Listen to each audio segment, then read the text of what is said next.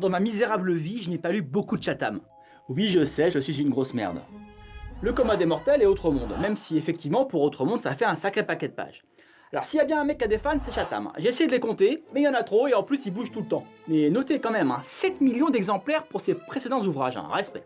Alors j'ai lu ici ou là que cet appel du néant était à 10 000 km de ce que faisait Maxime. Alors oui, je l'appelle Maxime parce que ça fait genre c'est mon pote, et puis parce que c'est son prénom. Et donc que la majorité de la fanbase gardait un goût amer. Carrément un goût amer. Un goût amer de cette lecture et ne reconnaissait pas leur chouchou. Enfin, pas non plus des milliers de fans, j'en connais au moins 2 ou 3. Et bah figure-toi mon petit coco que moi j'ai kiffé grave.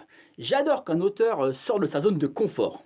Et oui, en plus, plus rien ne fait peur à Maxime.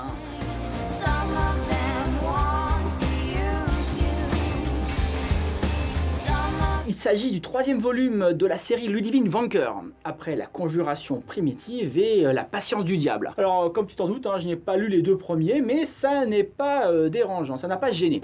Alors ça démarre comme une enquête classique d'une banalité affligeante. Un cadavre est retrouvé dans un sale état sur les rails du RERD pas loin d'Evry. Très vite, l'enquête de la section de recherche de Paris est menée par Ludivine Vanqueur s'oriente sur la piste d'un tueur en série. La routine quoi. Mais tout ça monte crescendo jusqu'à l'entrée en scène de la DGSE, et plus précisément de Mark Talek, une sorte de Jack Bauer à la française.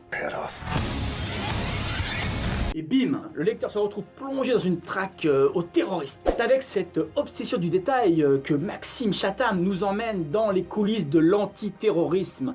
Et malgré un sujet difficile, il maîtrise à merveille les rouages de ce passionnant thriller. Chatham a monté son histoire sur des dizaines d'éléments plausibles. C'est documenté de ouf, s'attachant à être le plus réaliste possible à la lisière de ce que l'on voit dans les séries américaines. Il met en scène des personnages forts et attachants. L'intrigue tient debout. Certaines scènes sont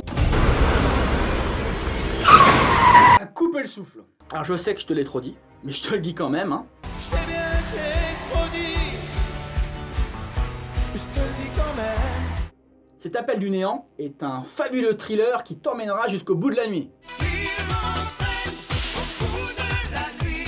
Bref, un bouquin qui se dévore d'une seule traite, presque en apnée. Allez, ciao ciao. Je suis vraiment trop nul en clin d'œil.